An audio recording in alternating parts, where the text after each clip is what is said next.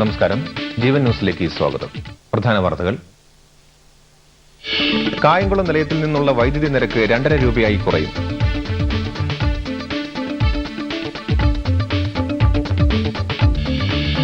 തിരുവല്ല ഉപതെരഞ്ഞെടുപ്പിൽ ഒരു കക്ഷിയെയും പിന്തുണയ്ക്കില്ലെന്ന് SNDP.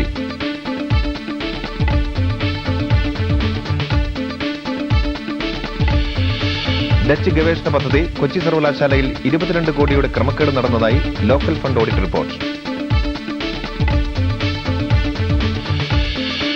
Riyadh സ്ഫോടന പരമ്പര 30 പേർ മരിച്ചതായി റിപ്പോർട്ട്.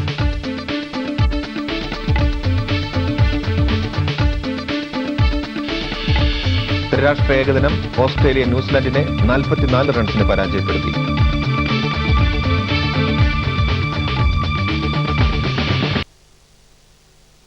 സൗദി തലസ്ഥാനമായി റിയാദിൽ പുലർച്ചെയുണ്ടായ സ്ഫോടന പരമ്പരയിൽ 30ഓളം പേർ മരിച്ചു. 150ലേറെ പേർക്ക് പരിക്കുണ്ട്. എന്നാൽ 2 പേരുടെ മരണം മാത്രമേ സൗദി വിദേശകാര്യ മന്ത്രാലയം ഔദ്യോഗികമായി പ്രഖ്യാപിച്ചിട്ടുള്ളൂ. മരിച്ചവരെല്ലാം അറബ് വംശജരാണ്. സ്ഫോടനത്തിന് പിന്നിൽ അൽ-ഖ്വയ്ദയാണ് സംശയിക്കുന്നു. കൂടുതൽ വിവരങ്ങളുമായി റിയാദിൽ നിന്നും ഗൾഫ് മാധ്യമ ലേഖകൻ നജീം കൊച്ചുകലങ്കിലിന്റെ റിപ്പോർട്ടിലേക്ക്. ഇക്കഴിഞ്ഞ മെയ് മാസം 12-ന് റിയാദ് നഗരത്തെ 2 ഹൌസിംഗ് കോമ്പൗണ്ടുകളിൽ നടന്ന ചാവേർ ആക്രമണങ്ങൾക്ക് ശേഷം രാജ്യത്തെ ഞെട്ടിച്ച സംഭവമാണ് കഴിഞ്ഞ രാത്രിയിൽ അരങ്ങേറിയത്. ശനിയാഴ്ച രാത്രി സൗദി അറേബ്യ സമയം 11:45-ന് നഗര കേന്ദ്രത്തിൽ നിന്ന് 25 കിലോമീറ്റർ അകലെ അൽ മുഹയ്യ റെസിഡൻഷ്യൽ കോമ്പൗണ്ടിലാണ് ബോംബ് സ്ഫോടനമുണ്ടായത്. അൽ ഖ്വയ്ദയിൽപ്പെട്ട ചാവേറുകളാണ് ആക്രമണം നടത്തിയതെന്ന് കരുതുന്നു. വിവിധ രാജ്യങ്ങളുടെ എംബസികൾ സ്ഥിതി ചെയ്യുന്ന ഡിപ്ലോമാറ്റിക് ക്വാർട്ടറിൽ നിന്ന് ഏറെ അകലെയല്ല ഈ പ്രദേശം. 2 പേർ മരണപ്പെട്ടെന്നും 100ലേറെ പേർക്ക് സാരമായ പരിക്കേറ്റിട്ടുണ്ടെന്നുമാണ് ഔദ്യോഗിക സ്ഥിരീകരണം. എന്നാൽ 30ലേറെ പേർ മരണപ്പെട്ടിട്ടുണ്ടെന്നും 150ലേറെ പേർ സാരമായ പരിക്കുകളോടെ ആശുപത്രിയിലാണെന്നുമാണ് ഔദ്യോഗിക സ്ഥിരീകരണം ലഭിക്കാത്ത റിപ്പോർട്ടുകൾ.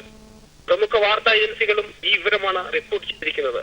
മരണപ്പെട്ടവരിലോ പരിക്കേറ്റവരിലോ അമേരിക്കൻ പൗരന്മാരോ മറ്റു പാശ്ചാത്യ രാജ്യങ്ങളിൽ നിന്നുള്ളവരോ ഉൾപ്പെട്ടിട്ടില്ലെന്നാണ് റിപ്പോർട്ടുകൾ.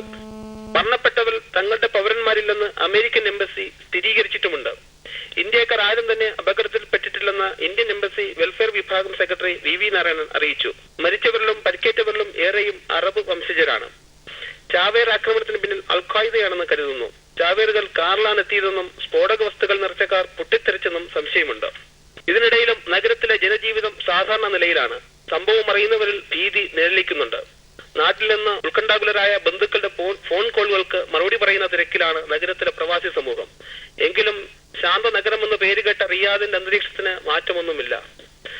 വിശുദ്ധ റമദാൻ 2ാമത്തെ പത്തിലേക്ക് കടന്നതോടെ കൂടുതൽ ഭക്തിനിർഭരമായ അന്തരീക്ഷമാണ് നിലവിലുള്ളത്. മസ്ജിദുകളിൽ നല്ല തിരക്ക് അനുഭവപ്പെടുന്നുണ്ട്. സൗദി അറേബ്യൻ തലസ്ഥാന നഗരിയിൽ നടന്ന ചാവേർ ആക്രമണത്തെ അറബ് ലീഗ് അപലപിച്ചു. സൗദി അറേബ്യയുടെ തീവ്രവാദ വിരുദ്ധ പ്രവർത്തനങ്ങൾക്ക് പൂർണ്ണ പിന്തുണയും പ്രഖ്യാപിച്ചു. റിയാദിൽ നിന്ന് ജീവൻ ന്യൂസിന് വേണ്ടി നജീം കൊച്ചുകലങ്ക്.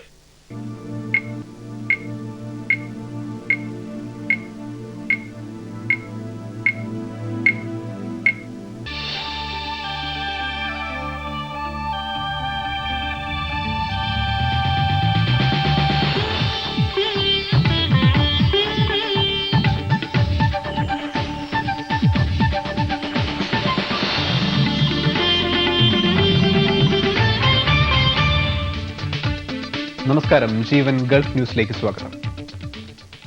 സൗദി തലസ്ഥാനമായ റിയാദിൽ പുലർച്ചെയുണ്ടായ സ്ഫോടന പരമ്പരയിൽ 30ഓളം പേർ മരിച്ചു. 150ലേറെ പേർക്ക് പരിക്കുണ്ട്. എന്നാൽ 2 പേരുടെ മരണം മാത്രമേ സൗദി വിദേശകാര്യ മന്ത്രാലയം ഔദ്യോഗികമായി സ്ഥിരീകരിച്ചിട്ടുള്ളൂ.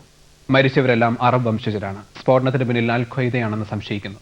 കൂടുതൽ വിവരങ്ങളുമായി റിയാദിൽ നിന്നും ഗൾഫ് മാധ്യമം ലേഖകൻ നജീം കൊച്ചുകലങ്കിന്റെ റിപ്പോർട്ടിലേക്ക്.